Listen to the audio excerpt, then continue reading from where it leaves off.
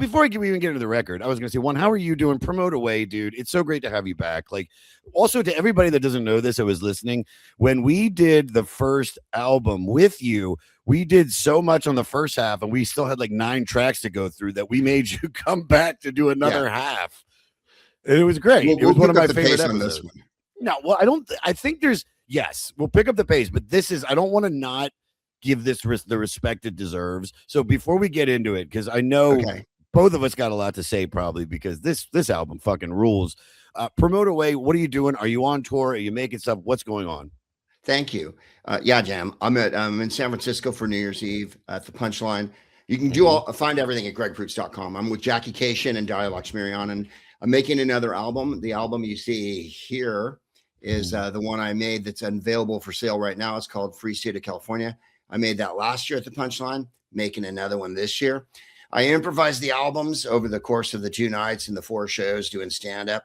So that's the 30th and 31st in San Francisco. The 21st here in LA, my wife and I have a film club, and Jennifer picks all the films, and we're showing Ninotchka by Ernst Lubitsch, written by Billy Wilder and Charles Brackett, starring Garbo. It's the movie that the tagline was Garbo Laughs. It's her first comedy. Nice. And Jennifer picked it because Garbo's a Russian. She comes over to the States with her communism and trying to be depressive, and ends up having an awesome time because of America. Who's Line Is It Anyway? We're back on the road next year. And with Ryan Stiles, Gary Anthony Williams, Joel Murray, Jeff Davis, Laura Hall from Who's Line, and me. We just did 110 dates this year, and we're doing another 100 dates next year. So we start in the Bay, I think Canada in January, and then we go up to the Bay Area in February and stuff.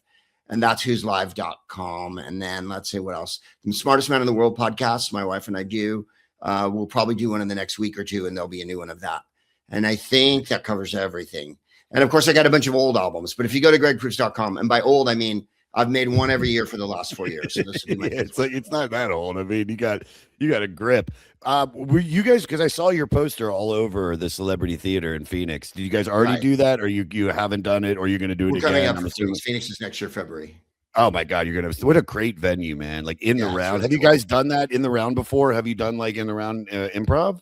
Yeah, we have, and we've done it in New Jersey, and it's fantastic because the Jersey girls get up there and just beat you up on stage, and you have to. We don't have HR in our group, so it's pretty wild doing it in the round in New Jersey because they're rough and ready.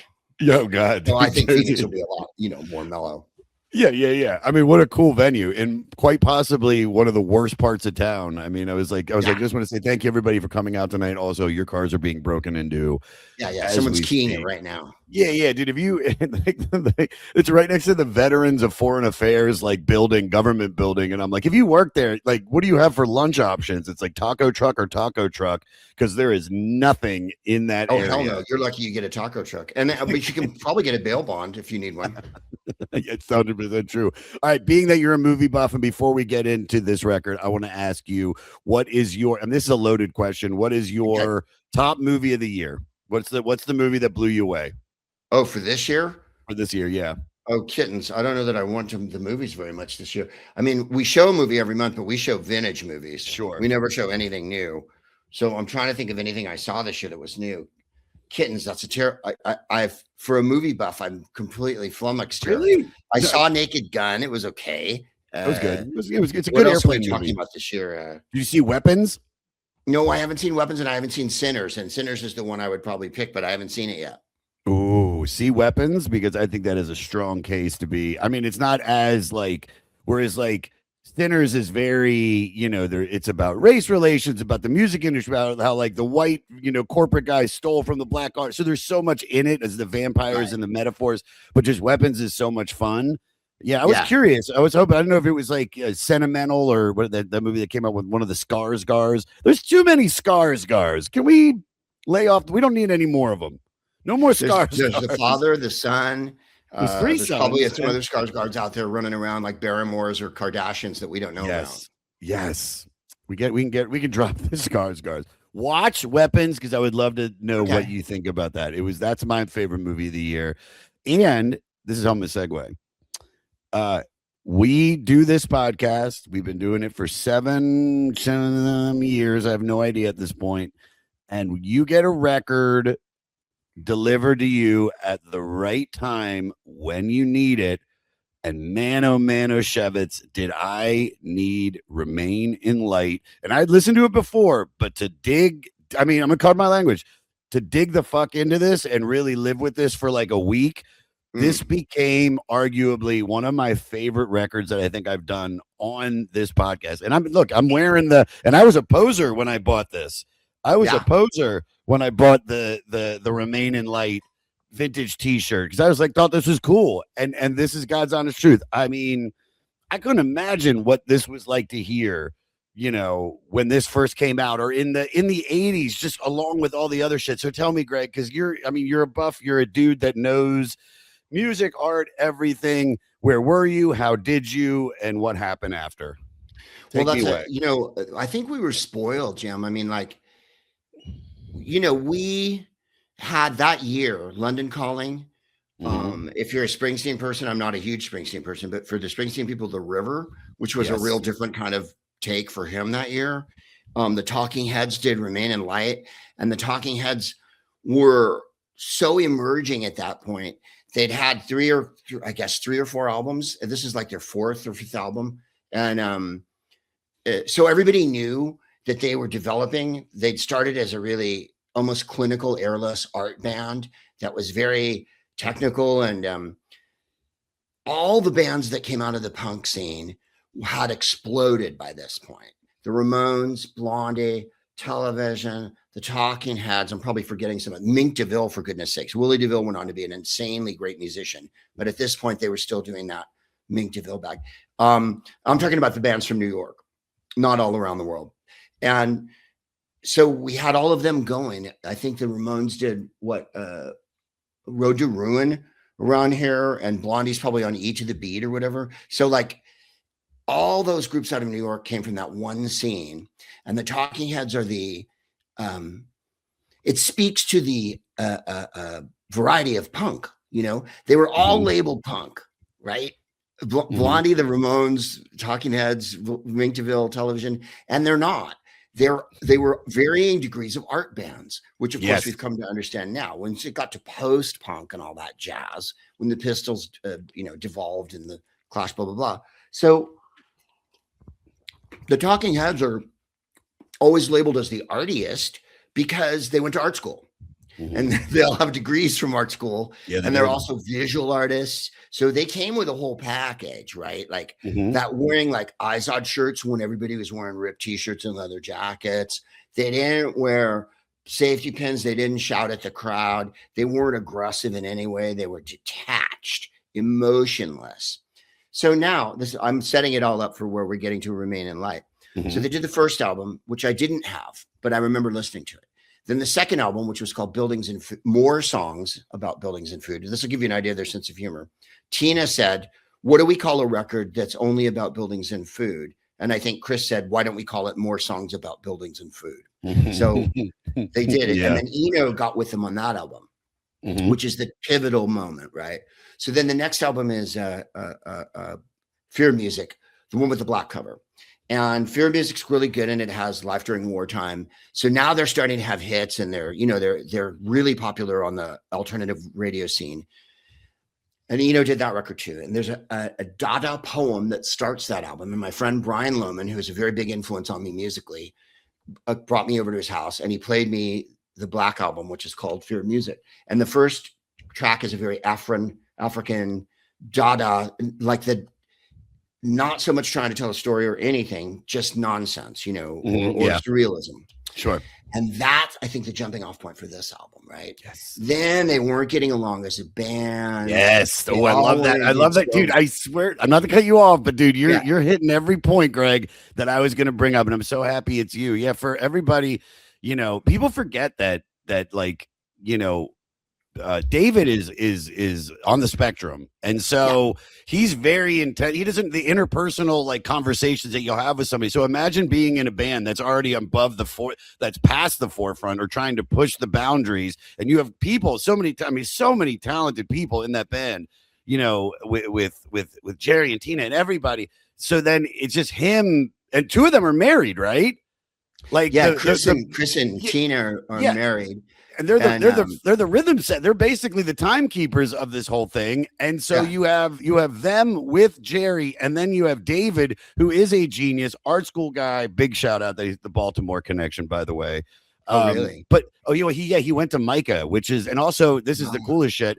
One of my favorite bars in Baltimore was in the worst parts of town. It was called the Talking Head. So Really? it was Is that where like they get their name? Oh well, no, I think they named it after him, or after. I think they named the bar after the band. I would double check that math, Right. But I just always knew it as such, and that's where they had this hipster dance party where in like the early mid 2000s it would be like Franz Ferdinand and Block Party and all of those very the new waves coming through, But yeah, so you're really, after that Fear of Music, like there's a possibility they're gonna break up. Like they're critical darlings, but it's like, him and Brian are a team, and then the rest of the band, Jerry's producing something else, that Hendrix chick, and then like you said, the Tina and what's I can't think of his fucking name. Chris. I don't have it in front of me. And Chris, they go away and they're just like, let's get the fuck out of here and go on vacation. Pick it up, you're killing it. No notes. Well, yeah. So they're producing records in the Bahamas, which started that whole thing about going down to the Bahamas for them. And then Jerry did that record with Nona Hendrix, which really leads to the next funk element of their thing, because Nona was in La Belle and was a kind of like gay disco star at the time, And so Brian and him made Life in the Bush of Ghosts. And Life in the Bush of Ghosts is like, that beginning of world music. This is, that David Byrne and then Peter Gabriel and Paul Simon. And then everybody started doing world music, right? Meaning African influence, meaning South American, DDD. And Chris thought it was a load of shit. And his quote about their album, Life in the Bush of Ghosts, which by the way was a critical darling album, is it was two 14-year-old guys trying to impress each other. Right. So now they make their record and Eno doesn't want any part of it. And they go to him and they go, here's some of the demos we made for some of the songs on Remain in Light. And he goes, I love this direction. So they've been listening to, and this is a real like turning point for American pop, right? When we started listening back to African groups like Fela Kuti and King Sunny Ade and all that juju music and stuff. And so that's what they were clearly listening to. And I think the genius of this record, aside from all the arguing and horribleness, because Brian comes back, they make the record, and then Brian says to them, why don't we call the record The Talking Heads and Brian Eno? And they're like, fuck you. Chris and Jerry and Tina are like, what do you mean in Brian Eno? Yeah. And there's a story about Chris goes into the booth when they're making one of the songs, and Eno turns and goes, there's too many people in the control booth. Oh my God. Right? Yeah. So him and David are really, they put their name all over the album when it came out. No one else got any fucking songwriting credits. Having said all that, the genius of this album is it takes African music and imbues their music with it.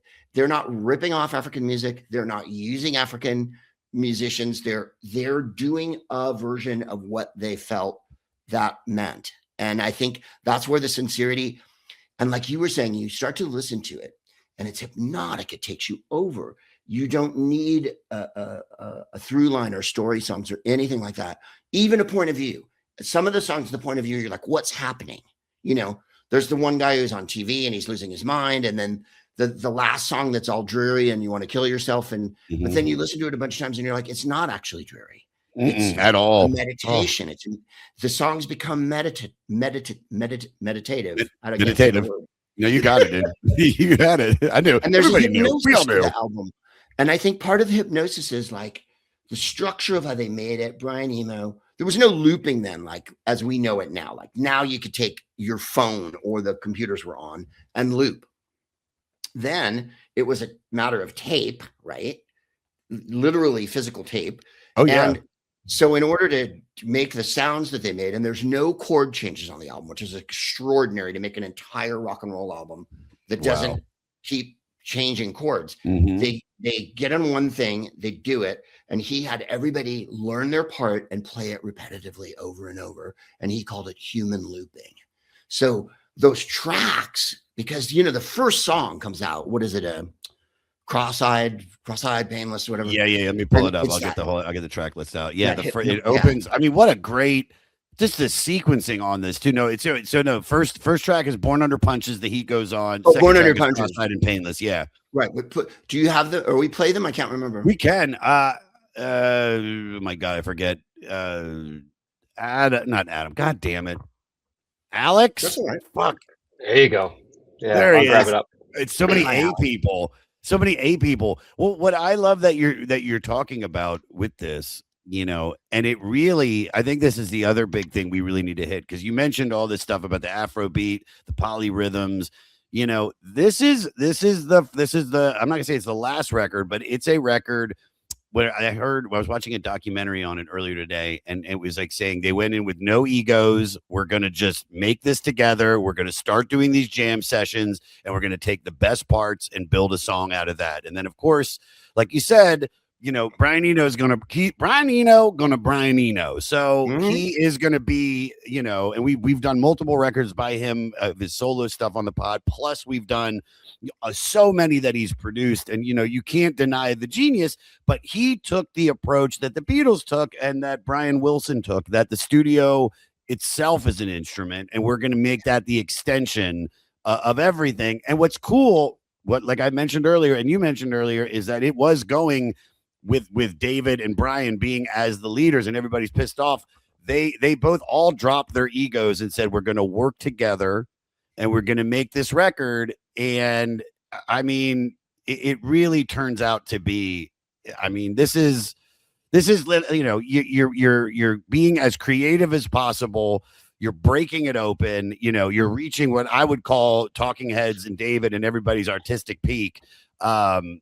And it just, yeah, man. I mean, even just not just the lyrics, not the lyrics, I'm sorry, the music, but lyrically, it was like he waited on all of that. They made the beats and everything first, then he went with the lyrics, and it's all stream of consciousness too. Sometimes he's getting it from preacher stuff. Sometimes he's getting it from not the Watergate papers. I think I John saw Dean's testimony. Yeah. Yeah. I mean, it's what a genius way to do it. So you got the opening track, brother. Yeah. Did you want the opening track or Cross-eyed and Painless? Which one do you want, Greg? This is the opening one. Born Under Punches. Put the opening All right, hold on. Let me get. I had Cross-eyed and Painless queued up. Let me get Born Under Punches. Get them all ready, dude. Get them all ready. Right. You got it. We're on Pacific Standard Time here, baby. Yeah. Does anybody need some neosynephrine or Sudafed? Anybody? No one? Right. No. Already doing it. Oh, really? Yeah, dude. I'm all hopped up on Mucinex right now. All right, let's get a little taste.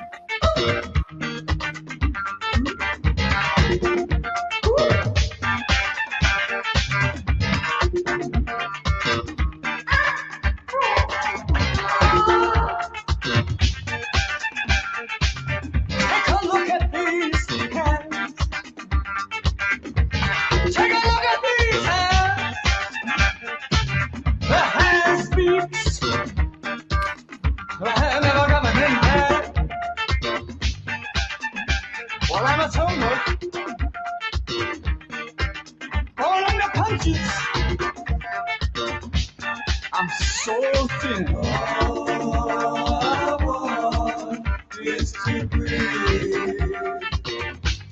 I'm too thin. Oh, to breathe with me. I mean, come on, dude. Yeah, you cut It's that so off. daring.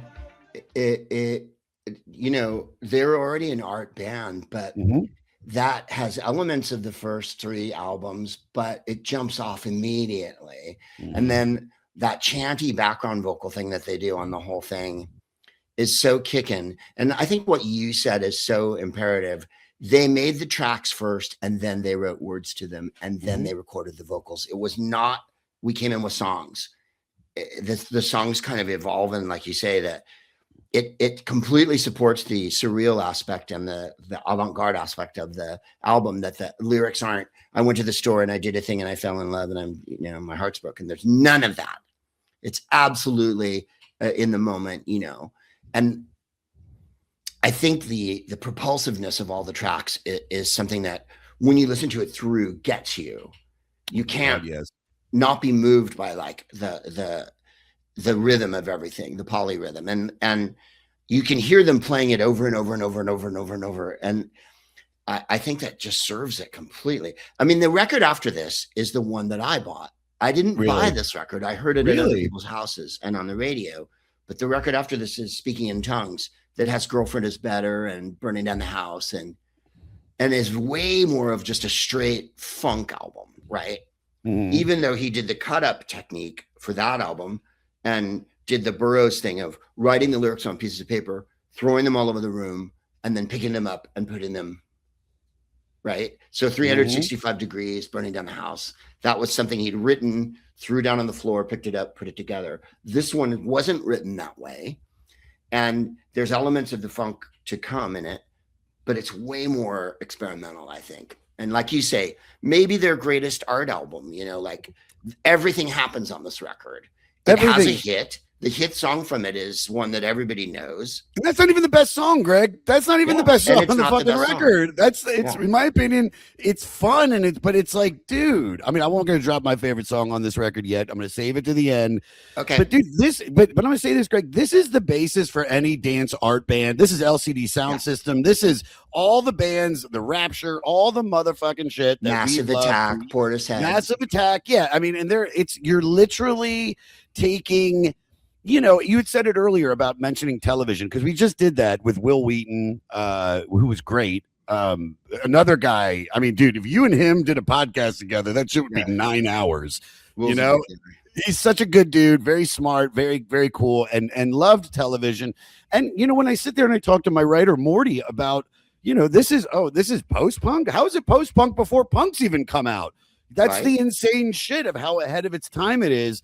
I mean, this is one of the most, I mean, for fucking 1980, where you're in such a weird place in music, coming off of like the Led Zeppelins, and then coming out of punk and coming out of disco, and you get this quasi amalgamation of not just that shit, but then, like you said, the Fela Kuti, which, you know, hasn't really blown up, if I'm not mistaken. I mean, he's blown up in like circles, but not like not like, so you know what I mean? Yeah, dude, it's not mainstream. No one's like, just getting into reggae by this point. You know what I'm saying? Exactly. And so to open up the album, you know, we've done what, 3 records? I think we did 77, and we did more songs. And this doesn't sound like anything really off of there. This is far groovier. And I got a good question for you, because this is about your brain. So if all of this, we're talking about Born Under Punches, The Heat Goes On, it's all about, like, as it says, lyrics. We're talking about the music was built through the jams, the polyrhythms. The lyrics are built from fragmented phrases, Byrne pulled from radio sermons and self-help language. It's basically, you know, it's a man talking himself into sanity and failing. Since you are one of the fastest thinkers alive, have you ever felt like your brain is moving so fast that it turns on you mid-sentence?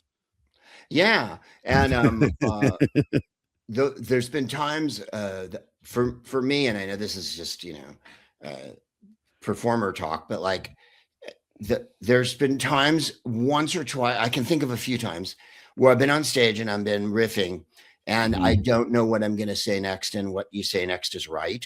And that means you're in that perfect state of like equipoise, where you're confident enough to carry on forward, but you only know what you've done, so you're walking backwards. And so there's that mental gymnastics of, I've covered what I did, and I've got to come back to it and make it solid for the audience, because as soon as you reference something you did before with the audience, they know you are there.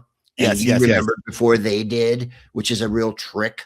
And I think that sonically, this record almost does that. It puts you in that place where, like, you don't know what they're going to do.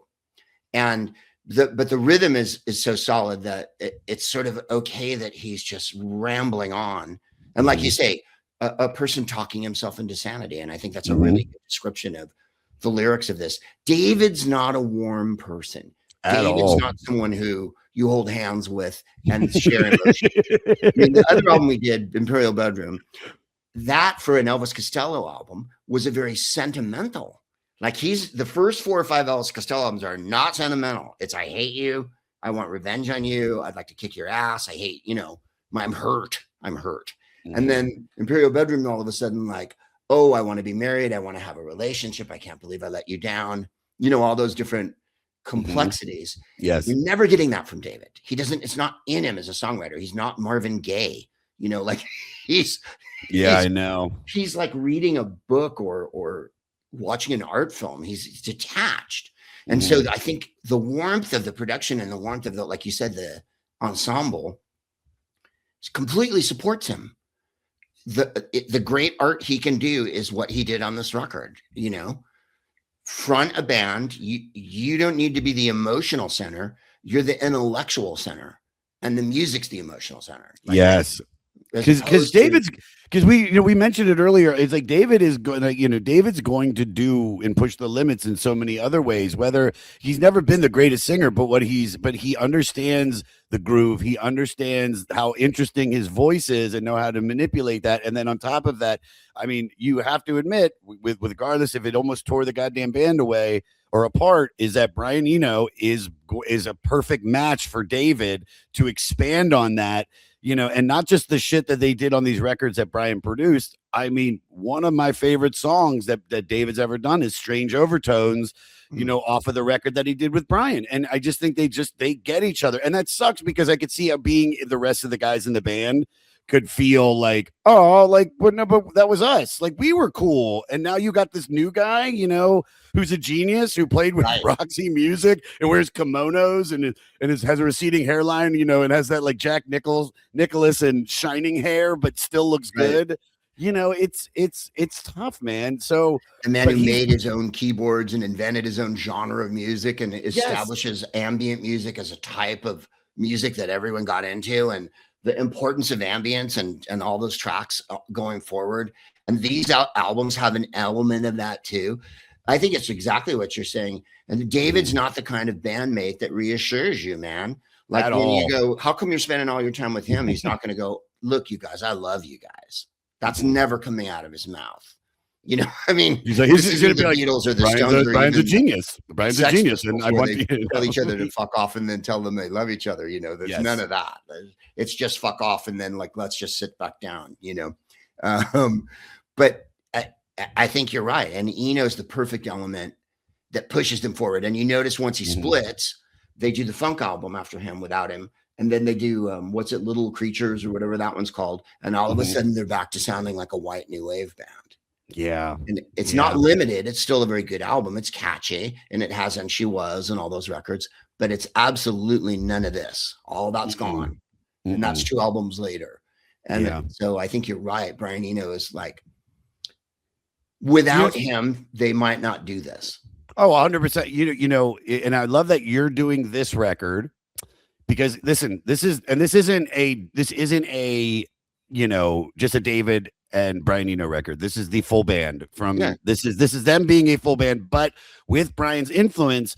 And every big record that we've done that either Brian has produced and or been a Brian Eno record has been people that like really cool people. Like we had Gerald Casale doing one of Brian Eno's solo records. We had Perry Farrell in 2019. It's like, I mean, I was trying to see if I could pull up the rest of the list in time, but it's just like, those are, very people that are these 2 rock stars heavily influenced, by him and by his genius, but also, not completely, listen, I mean, with Gerald Casale, obviously, because Brian Eno produced, I'm not mistaken, produced their first record. They produced the first Devo record. But yeah, it's like he is a guy that has taken so many artists, whether it's Coldplay, whether it's U2, and helped them make some of their best music, but being more technical and being more involved in the studio, like a George Martin, other than someone like, who's the guy that everybody loves that doesn't know anything about the board? Rick Rubin, who's just a vibe guy. Dude, Brian Eno is a vibe and technical guy that plays a million instruments. So when you get that, he's the guy that was probably like, oh man, you got to hear this Fila guy. And let's get that groove. And then here's this I'll get another rhythm behind that rhythm. Cause dude, if you listen to Born Under Punches, there's like 4 different beats kind of going on during that. And that's fucking rad. That's rad for this band. Especially without the awesomeness of doing it, for lack of a better word, organically. Or analog, as we say now, because it isn't a bunch of computers. There are, they use synthesizers, and the Adrian Blue's guitar solos and shit are put through synthesizers. They already had all that, but they didn't have the technology that everybody uses now to just endlessly loop shit and sample shit. They were doing it the way you had to do it then. And there's a certain, the handmade quality of that makes it bitchin'. And I would agree with you. My wife and I were discussing it before we talked today. Ray Manzarek, John Cale, and Brian Eno, punk never gets off the ground, and post-punk art never gets off the ground without those producers, because between them it's X and Patti Smith and, like you say, Devo, Talking Heads. Like, someone has to come in there and Phil Spector the place and go, I need you to sound like something. The Talking Heads were entertaining, arty band. Like you said, David's vocals, if you listen on the second album to the tricks he does, I don't have to prove I am creative. I don't have to prove. He's doing the, the dissonant new wavy thing. And that's all gone on this record. There's no more of that tricky, new wave jazz. It's way more behind the thing. And then by the time they get to the next album, they're funked out of their minds. And his white guy voice works with those tracks so hard, and that's the genius of them. If there's a genius of the Talking Heads, dance music that's intellectual, or intellectual music that's dance music, whatever you want to call it. Like, they made a couple records in the middle of the career you can dance the shit out of. You can put this record on and hang out and do your thing all day, because it's that kind of record. Oh, it's really background enough that you don't get caught up in it. If you want to jump in and dance, you can. You know what I mean? Like, it's a really wild record that way. This is a clean the house record. Like, you can't, like, it makes it so entertaining. It's back, it's a party record. It's you could have it on. You could have this on at a dinner party. You could have this on at a get together. You could have this on in your car. Like, I listened to this walking around New York City. It's just, it has such a vibe.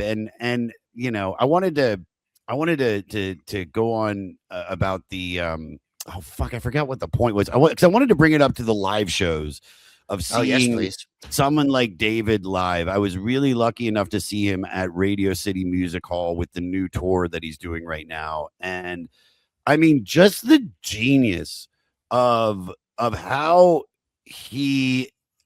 every detail of that show is well thought out, down to the outfits, down to the full screen presentation. I mean, I know even just the look of some of the people that are in his band. He has this, like, I don't know if he's the keyboardist or the drummer who's got on one of those drumline drums, because everybody's got their instruments with them. And he's like, he looks like the guy that played Kramer in the television series of Seinfeld when they tried to make it for NBC, that guy, but an older version. So his, or Blue from Old School. And the bassist is this, like, very tiny black chick. The bass is almost bigger than her, and she's fucking shredding.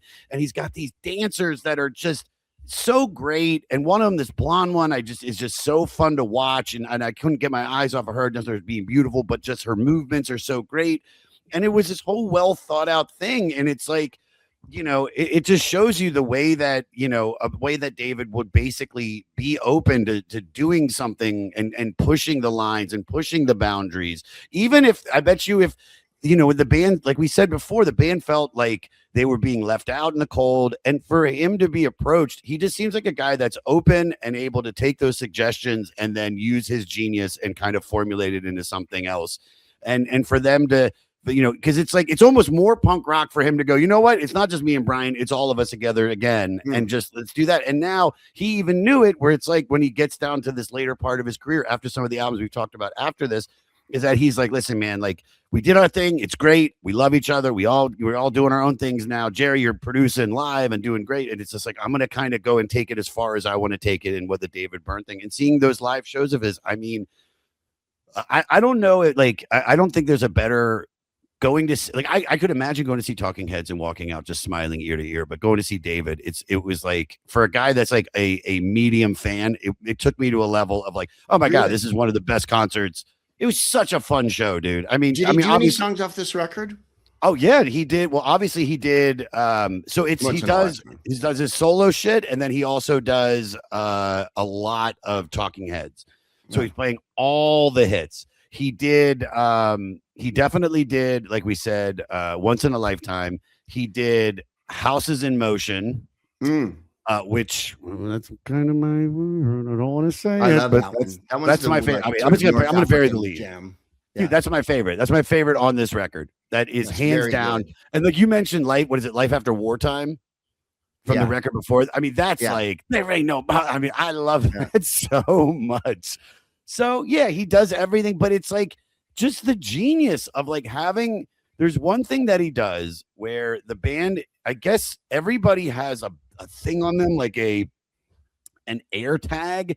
And so they're all moving and doing these symbiotic like movements, and they're moving around in this like weird shuffle on stage, but on the projector in the back, everybody has a number, and those numbers are moving to wherever they are. And it's just so well thought out and genius, along with that part of the show, and the way the lighting is and the way the outfits is just every cool thing you could possibly think of. It really is just, it really just made me such a huge fan of him and this band. And that's why I think this record hit even more this time, because it's like, oh, now I've seen him, and now I get it. And I couldn't imagine what that was like in the 80s for them to drop this. It's 40 years ago, Isn't that crazy?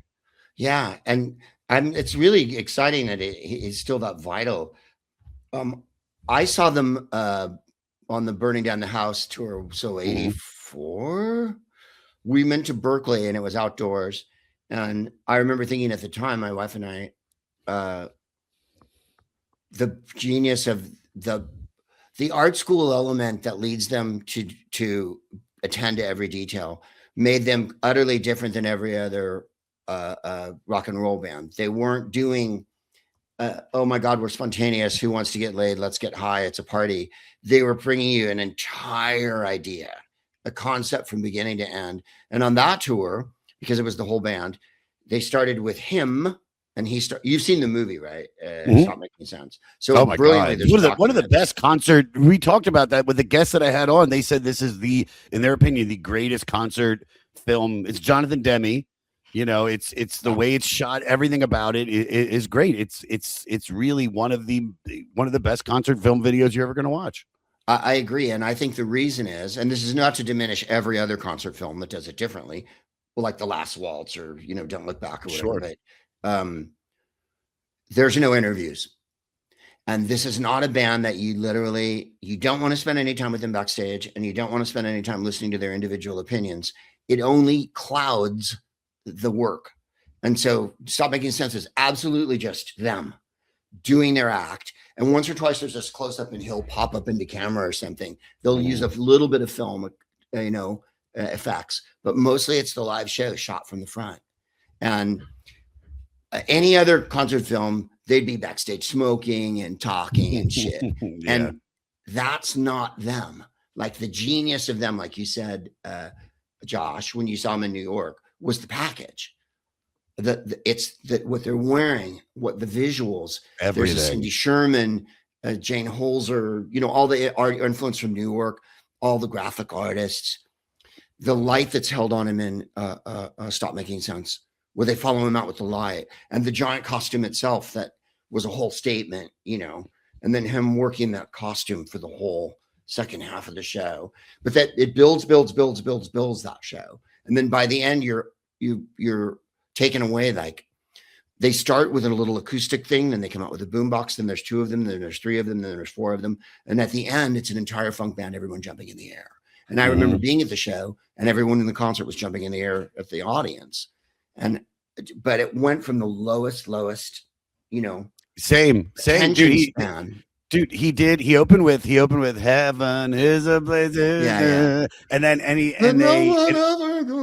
but dude, it was like him, and I don't know if he had an instrument or there was maybe a guitarist or a singular, whatever the instrument was, it was singular, either a keyboard or a guitar, but he had like 3 vocalists, and it was such a beautiful, simple, just no frills way. It wasn't like what we were about to get. It was like you said, it was starting at the bare minimum, but still in my opinion, the most beautiful part of the entire show, especially when he goes into talking the shows about Earth and about people and about human connection.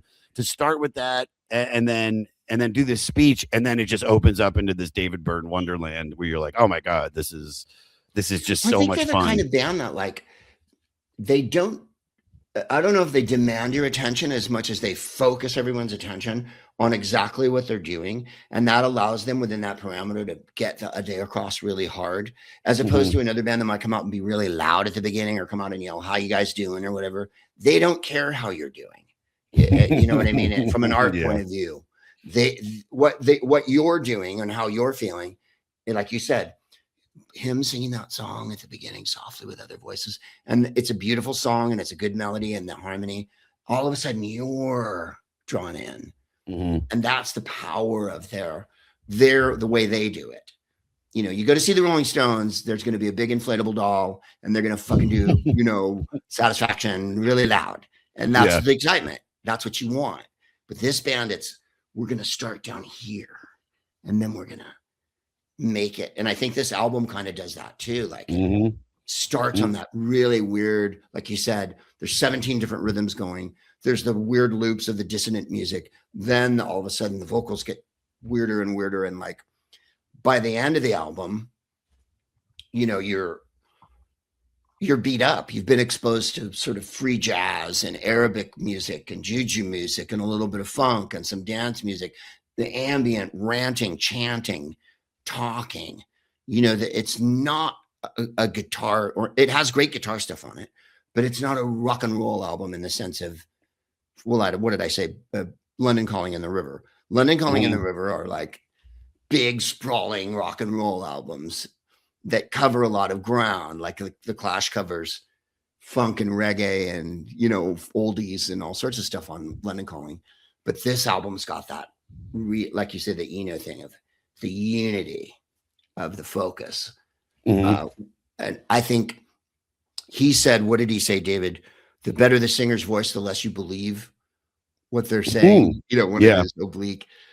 But you kind of get what he means. Like if you have insane vocal chops, like Freddie Mercury, for instance, who really could sing operatically, it's not a matter of not believing him. It's just, I'm a big proponent of taking the parameters of your own talent and making that the palette, you know, like I'm not the funniest comic in the world, but within what I can do, I can do. David's not the greatest singer or artist in the world, but he's absolutely exploded every moment of what he can do.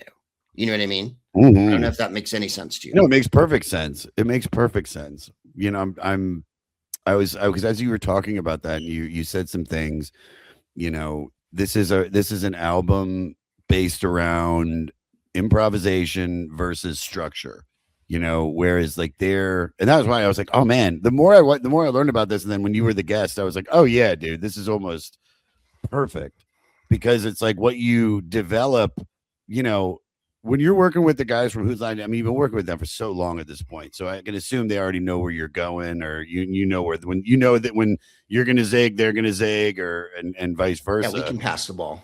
How long did that take though? How long did that take to really get that rhythm down?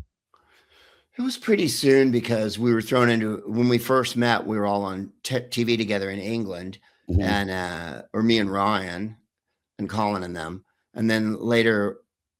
25 years ago, when we started doing the American one, we were thrown into the cauldron of having to do gigantically long tape sessions immediately together. Yeah. And so by the end of the first one, you're already, you know, hitting the ball pretty hard. But I mean, as far as this live group that's been on stage, me and Ryan have been working together on stage for over 25 years now. So we don't really have to think a lot about, I bet, how it's going to fit. But the chemistry is everything, right? I mean, there's bands that don't sing that well. There's bands that, like, you know, people always want to talk about the Beatles, and quite right. But I don't know that John or Paul could even read music, or did ever read music. Yeah. And so doesn't that sort of put pay to the notion that you have to be great or whatever, or a more accomplished within what they could do? They did it. They picked interesting chords. They were completely surprising all the time. Like you say, the challenge. Are you going to challenge yourself? Are you going to make the same record 20 times like AC/DC? Or what was their quote? Someone accused us of making the same record a dozen times. Well, it's not. It's 20 times. But again, it's what your fans demand, right? Yeah. The Talking Heads were never going to be a band for 40 years. They were a band for as long as they were, and it's a surprise we got 8 albums out of them or whatever, you know, because they're an art project, you know. 75 to 91 with a little doodad in 2002. I mean, oh right, 16 91. years. Yeah. Well, that's what it says, but that could just be when they officially, you know, said, all right, we're done. Because, you know, just by the late 80s, they're yeah. They're on another bag. I mean, Jerry by this point is already producing. By the way, we had Jerry on from when we did Modern Lovers, which was so fucking cool. And I did I'm gonna see how I tie this in even more. There's another podcast which is non-existent anymore, but these two brilliant comics, Tom Takar and Tom, I forget his last name, but they do one where you defend your band or your band. No, it's your band. Your favorite album sucks, and you bring an album in and you say, "I love this record," and they tell you why it sucks. Yeah. And it's not my favorite album at all, but I don't know if you'd even like it, but it's a Jerry Harrison produced record. It's live. Throwing Copper, you know, that's I love is like one. It was like that 90s schlocky, you know, is it grunge? Yeah. Is it alternative? Whatever the fuck it is. They were a band from York, Pennsylvania, and I fucking love that album.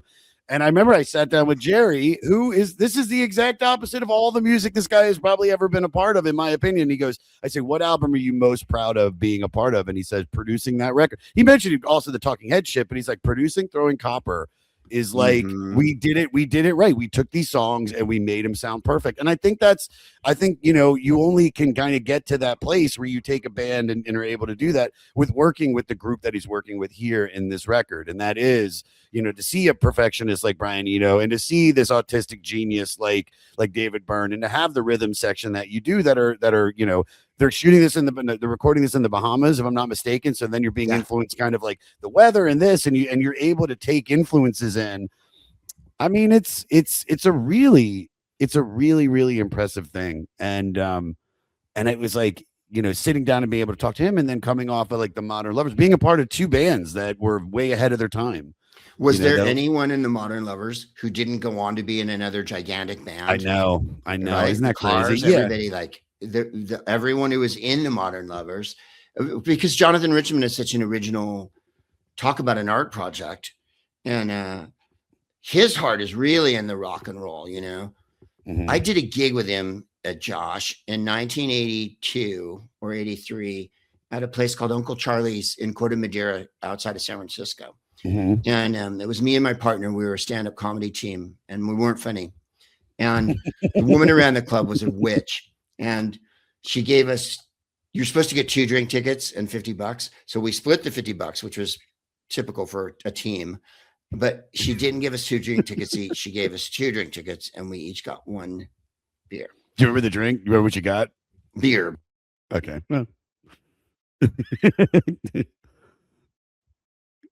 You with me?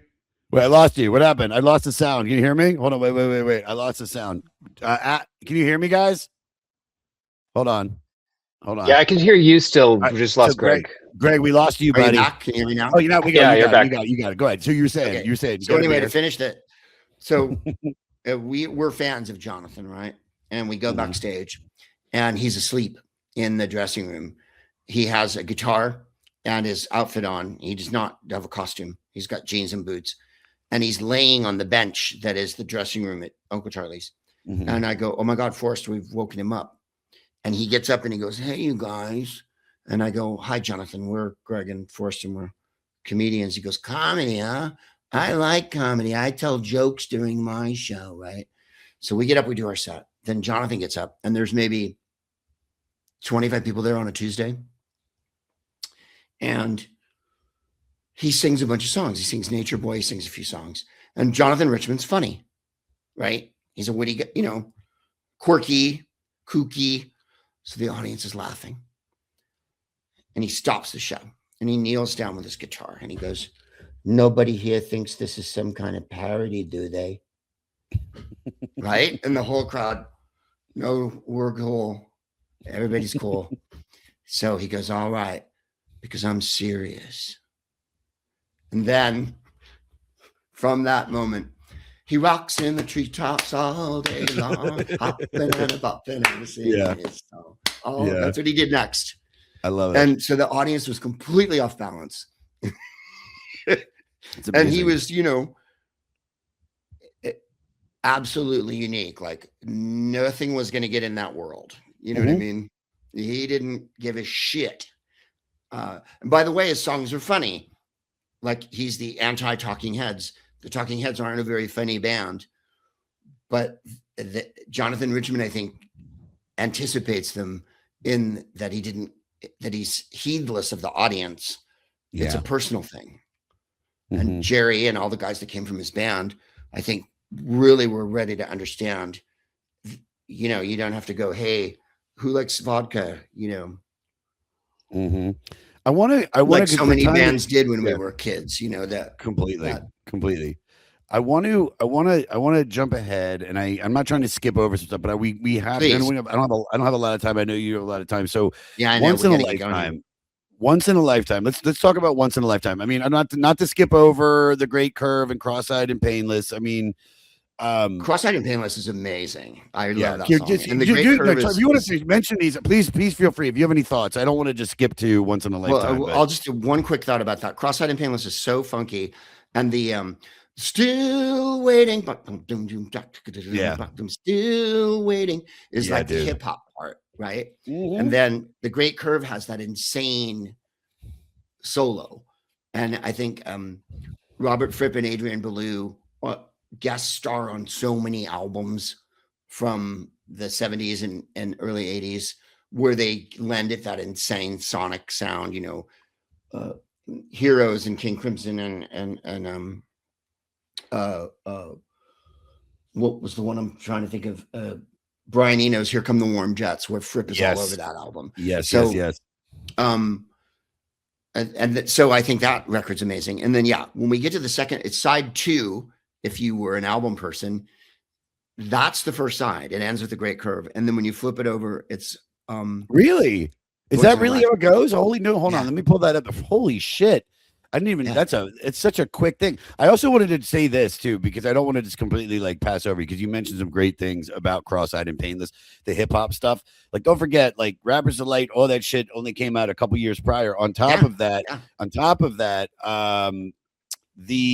what's his, Chris, the drummer played drums on Curtis Blow. Yeah. So they're there, man. They're hip. They're the CBGBs. They're the New York people. They're involved with everything.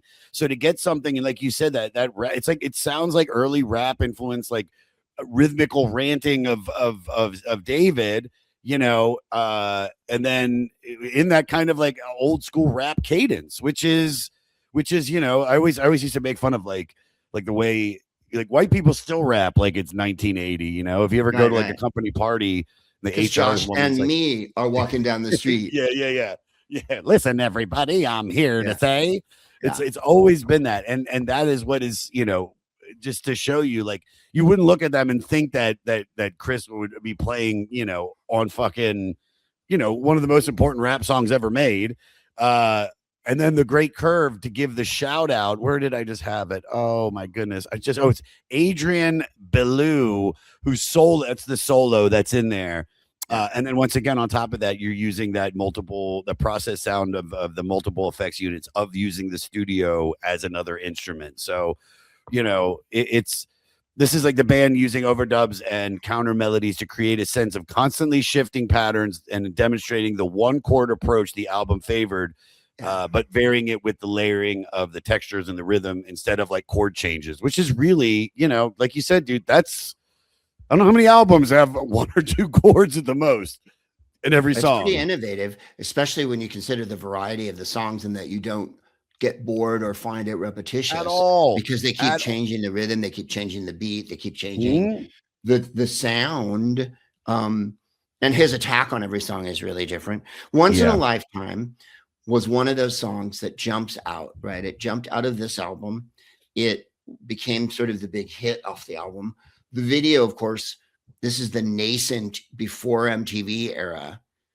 But when it finally, everybody saw the video, and then they started playing it when MTV first came out, everybody saw how strong their visuals were, because as you always say about Chris and Tina, they made this album cover with their friends at MIT, and they're the ones who had the idea for the planes on the one side and then the faces with the masks on the other, which were digitized in a very primitive late 70s, early 80s way. But the visual content of their act was always the other element that other bands didn't have. Other bands have to bring in a person to help them visualize. Even Roxy Music had a guy that came in and did all their album covers, did their sets and stuff. But the Talking Heads were able to kind of collaborate within their own group, and they had all the elements to do that.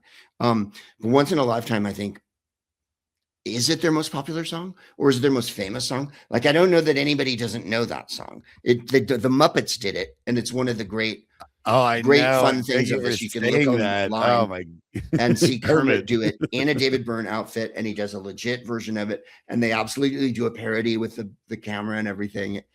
And it's Kermit doing "This is not my beautiful house," and that's how sort of permeated the culture that song was at that point. I'm trying to pull up what song is their most popular. I'm pretty sure this is Psycho Killer, which not a hit when it came out. Also Halloween, it gets a big airing every time. Of course. So does Monster Mash and just the regular spooky sounds of Halloween. Just so that's chilling sounds of the haunted house. Oh my God! Which one of my favorite things is I had Kyle Kinane on doing Metal Box by PIL, and which is such a hard listen, dude. I mean, it's on the list. I get it. It was a hard listen, and it took like 10 listens before I found one thing about it that I really liked. And I had Kyle on, and he said, I already buried the lead, but he goes, "What was right before this? Spooky sounds from Halloween." And I go, "All right, you're killing it." No, so the number one is Psycho Killer, and then they got Must Be the Place. And then Once in a Lifetime coming in at number 3. Now, no, I know this is Spotify, and it doesn't mean a lot of people are very anti-Spotify, and the people that do listen to it are probably Gen Zs and Gen Xs and maybe whatever the millennials. But still, I mean, yeah, dude, when he's doing the set list, hold on, I've been playing it for some reason. I wanna look up why, if you want to say something about it, because I want to look up the set list that he did in his new tour, because I'm pretty sure he closed with that. I look at this as like, they, like we were talking about, that you write the music first and then you add the lyrics. What I love about this song is it is existential dread. This whole album, existential dread, you can dance to. Yeah. And I think that's really fucking cool, because it's that same what is it's like the Smiths. Like, you almost don't realize that they're saying this depressing or horrible shit about the world and alienation and how we're buying too much and we don't give a fuck about anything other than consumerism, whatever it is. And it's literally, but it sounds really like, rainbows, lollipops. Yeah. But it's really this horribly, like, Once in a Lifetime, it doesn't make, if you just listen to the lyrics, it's not really positive, No, I mean, I think he said, most of us live our lives in a state of unconsciousness. And one day you wake up and you're like, what? I'm married. I have a crib. I have all these responsibilities. Where did my life go? Right. Mm-hmm. How did I get here? And I think a lot of people live that way. Certainly, I'm sure you have relatives, Josh. And, you talk to some of your cousins or whatever, and they're like, I got 16 kids and the sheriff has a restraining order, and one of them flipped the car, and I don't know, one of them smoking crack, and you know what I mean? And you're like, did at no point you decide to be involved in your life? Yeah. But that's how the world is. Like, people get caught up, and I think you're exactly right. It's a meditation on a rumination on what did you just say? Not depression. Existential dread. Existential dread. Like, the last song is such a bummer. But like I said, if you listen to it enough, it's not a bummer. It's one of those ones that requires what's the last one? The Overload. Yeah. Joy Division. This is I went the fact Overload, I got this is inspired by Joy Division. So right there you get the the slow like almost like collapsing under pressure, type stuff, and with very ominous, and it's Byrne, you know, let me see, what did I write? Singing someone sedated by modern life. That's what I wrote. Singing like someone sedated by modern life. And I That's mean, very apt. You know, yeah, go ahead. jumping back to Once in a Lifetime for just 1 second. Go ahead. Yeah, The yeah. song, the record that it reminds me of is, and I know they don't have a lot to do with each other, but is Shock the Monkey, because Ooh. it's so catchy and everybody knows both those songs. And if you put them on at a party or a gathering, everybody knows the song, and everybody. And Shock the Monkey is not another song that's not exactly an uplifting journey through butterflies and rainbows.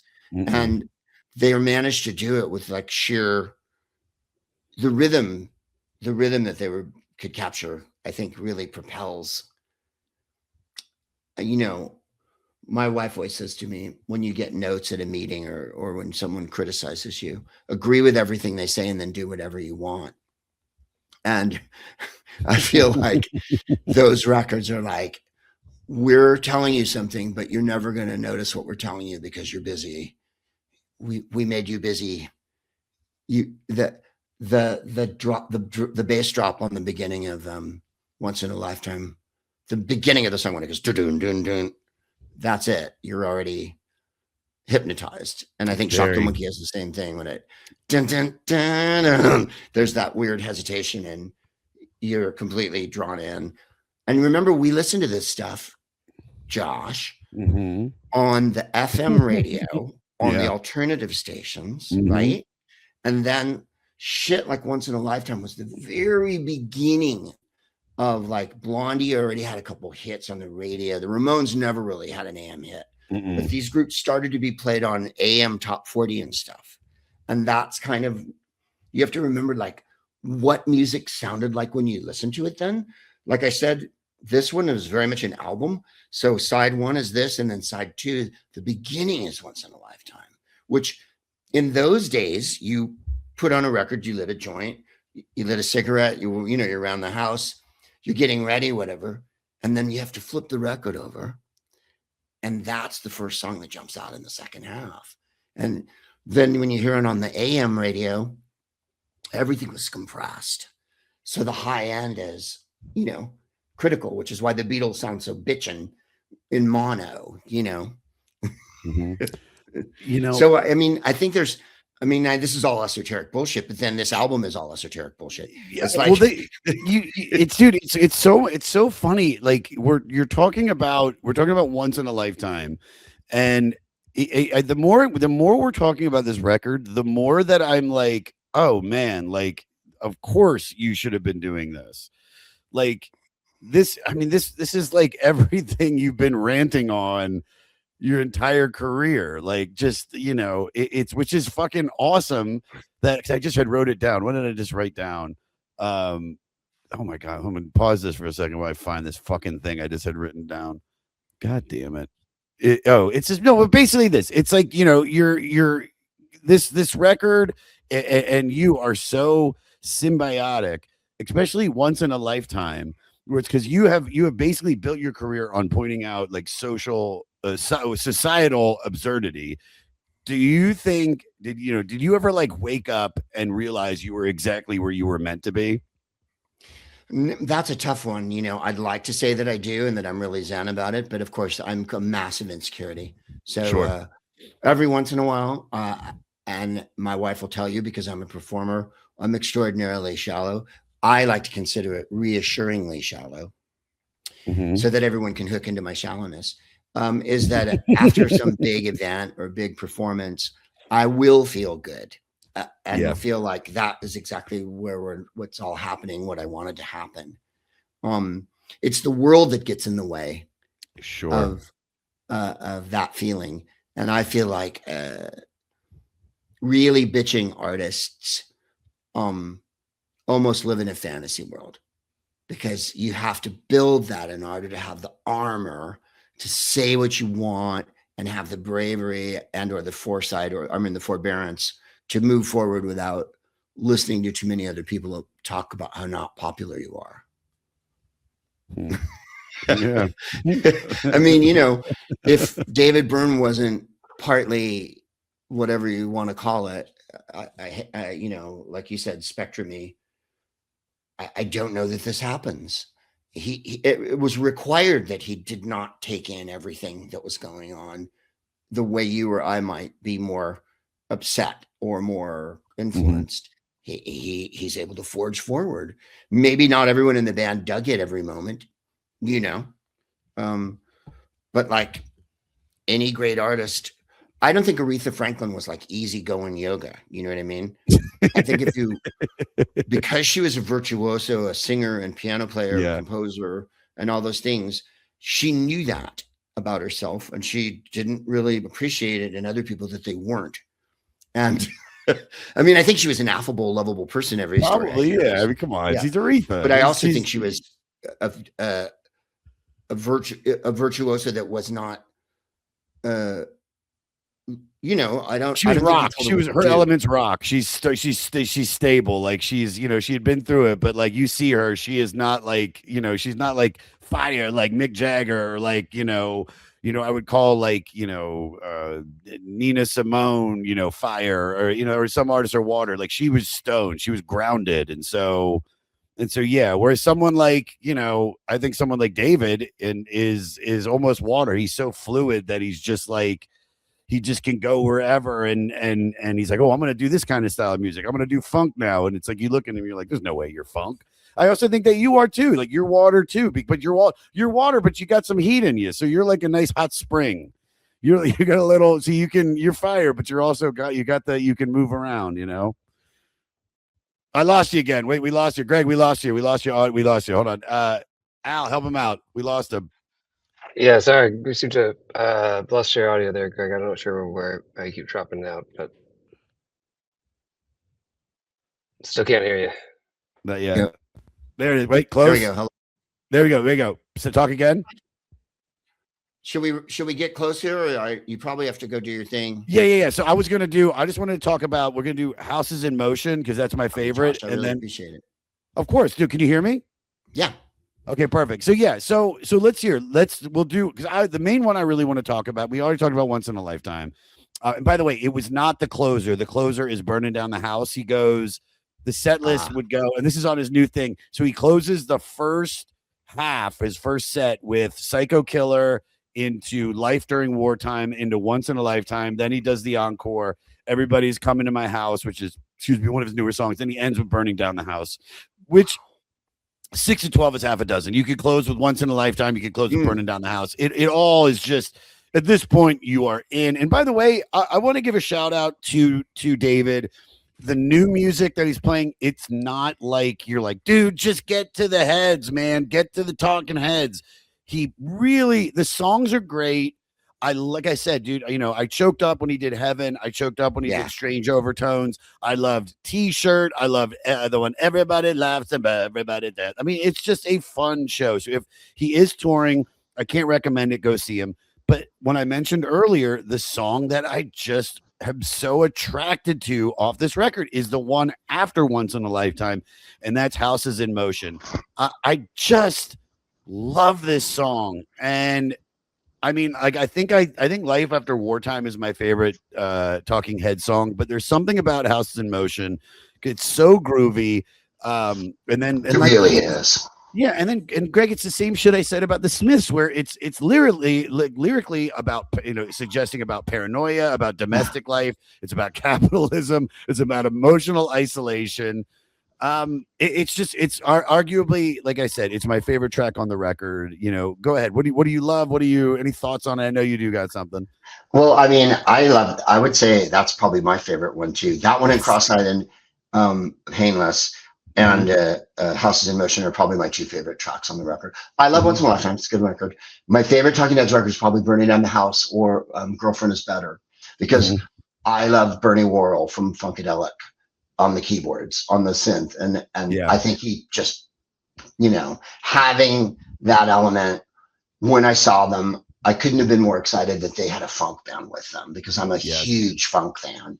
And if you ask me to do it again, maybe we'll pick a funk record next time. But I'd love that. You're definitely, Greg, you're coming back, dude. Don't worry. You're coming back. I think Bernie Worrell's one of the great, you know, like George Clinton didn't write music and he doesn't play an instrument. And George Clinton wrote all those songs. Yeah, and I think Bernie Worrell's a big part of that, you know, and the whole sound and the snap that he gives the Talking Heads. And by the way, when this record came out, they did a few concerts and they had an extended band and they had more background singers, including the background singers that were going to be in the next album, Burning Down House album. But they only did a few shows and then they all went and did other projects. And then they came back for Speaking in Tongues. So it's really wild. Like before this album, they kind of all did solo things. After this album, then they went and did the Tom Tom Club. Then when they came back for Speaking in Tongues, it's all configured differently, you know? Yeah. And they weren't doing a lot of songs off this record on that tour. Well, they did once in a lifetime, I think, but they, you know what I mean? Like it was another bag. But I think I would agree with you that this one, sonically, I think you're probably, if you're going to listen to one Talking Heads record over and over, this might be the one. Yes, I agree completely. This is the one that I would give people that never have heard Talking Heads before. Yeah. And then I would probably give them the live record. I would probably give them that. The live record's great. I'd say, it jams. Yeah, it's such a, I mean, dude, they're a visual band. They're a visual, they're just as important. And it's not like Pink Floyd visual or Grateful Dead visual where it's like about the kaleidoscope images behind him. It's what David and the band have created on stage. And Greg, please come back and I mean it, dude. You are just so much fun to have on. It's so funny. I'm like, all right, I got time to do an hour, and then I'm like, nah, fuck it. You can't. We get with you, dude. I'm telling you, you just, because even Morty was like, dude, are you ready to do this? I'm like, I'm on with Greg. Like, I don't have to worry about anything. He'll cover the loose ends. I just got to ask him shit and bring up something. So thank you, dude, as usual. And thank you for doing this so short notice. All right. Final questions. We ask everybody favorite song on the record. I said mine's Houses in Motion. What do you got? I'm going to say cross-eyed and painless. Perfect. Yeah, I see that. I mean, listen, the next question I think goes without saying, is this a no skip record? And if so, if you do skip anything, what do you? Honest to God, I think this is a damn near perfect record. We said it earlier. This is just my opinion. You might have a different one. I'm pretty sure it's probably spot on with me, but it's just you're getting such a good groove throughout this whole thing that it's like I didn't want it to end at all. Like I really didn't want this record to end. I'm so glad there's extended versions and there's so many more cool things to listen to. But thoughts on this? Is there anything that you skip over? No, I was going to say Once in a Lifetime, but only because I've heard it a million times. But then listening through it the other day, I quite enjoyed it again. And then I was going to say the last song, I keep blanking on the name of the last song, the depressing one. Yeah, it's I said the overload. Yes. And then, like I said, with repeated listenings, it takes on a different life. So I would say, no, this isn't one that you skip. I said, this is one you put on. I listened to it on a Sunday afternoon and it was like, you know, and Jennifer listened to it with me and everybody just loved it. It's just a really groovy record. Like you said, it's groovy.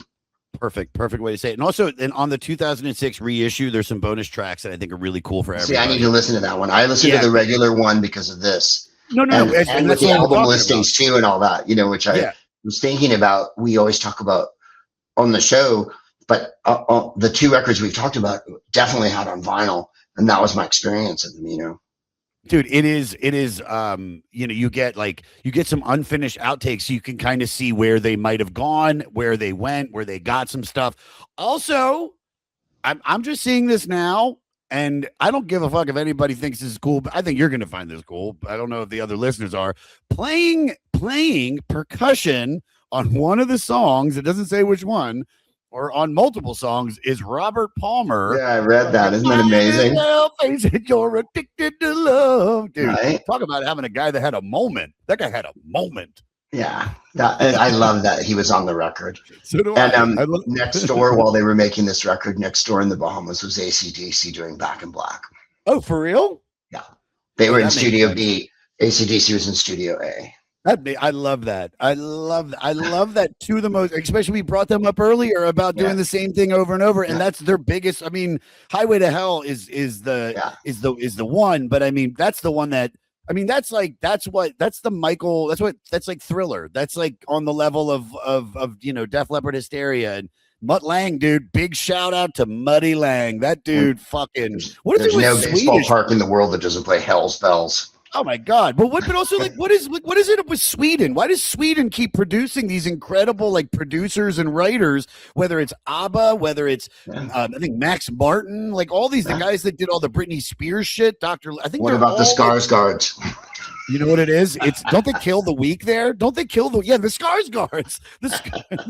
Oh my God, dude! I'm not gonna get into eugenics. What am I talking about? I'm like, don't they hate? No. All right, another thing. Fine.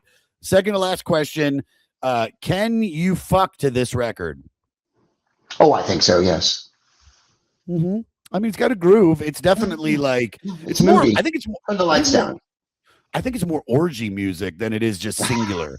You know what I mean? Like it's just got that groove, and I could see like it just feels like there's a lot of hands all over you. Like a loft in Soho. With a bunch of like rich, or at the Blue Martini in Scottsdale, Arizona, where I just was, which it was basically the ice storm in a restaurant. Big ups to Ang Lee. And final question, and I feel like you might have already said it, but what's your elevator pitch to get somebody to listen to this record, or how do you sum it up? Because I feel like we've nailed it a million times over, but just to give one little. I would say, expand your mind, because this is a record that will surprise you, and you can, at the end of the day, it'll warm its way into your heart because you can dance to it, and you don't have to overanalyze it at all. Let it wash over you. I love you said it earlier. If it's like somebody's going to be like, oh man, I keep hearing about this band, all the hip shit that Gen Z is loving right now that's coming back, and LCD never went anywhere.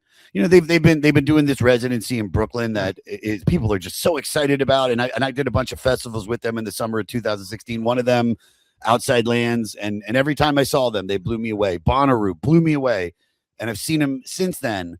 And I would trade 45 LCD Sound System shows.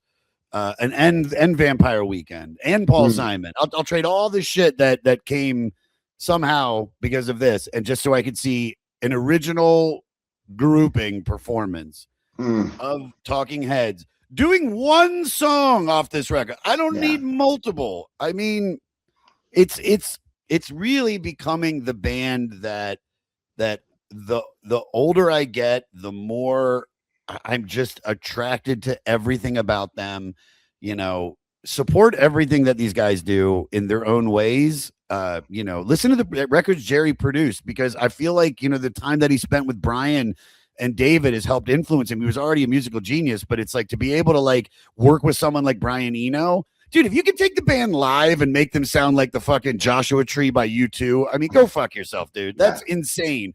And last but not least, like go see David Byrne. Like go see him, because he's one of the last few artistic geniuses out there that is still pushing the boundaries, and he's still making sure if you're going to spend $75 to $100 a show, you're going to get a fucking show. And it doesn't have to be smoke effects. It doesn't have to be, shooting confetti at the final hit of their last song. It is just him with a group of these weirdly cast people dancing on stage in a singular outfit. And it is one of the most entertaining things I've ever seen. Greg, promote away. Anything you want to promote one last time? I mean, we love you, and we'll make sure we tell everybody when the album comes out too. Thanks, Josh. Yeah, I got to jump in, but before I go, gregproops.com. I'm in San Francisco at the Punchline on New Year's Eve, the 30th and the 31st, making another record. My record that I made before last year is right there, Greg Proops, Free State of California. I'm very proud of it. It's very funny. The 21st will be at the Los Feliz 3 Theater showing Nochka with the Greg Proops Film Club that my wife Jennifer curates. And then next year we're back on the road with Who's Live Anyway for a zillion trillion dates. And we'll be in San Francisco at Davis Hall on February 15th, which is a great big fancy concert hall in San Francisco where they do classical music. And we will have Drew Carey and Gary Anthony Williams with us on that show. Ooh, go see him if he's out there, guys. Get his record. Support Greg in any way you can. Once again, we'll see you soon. Thank you so much for coming on, brother.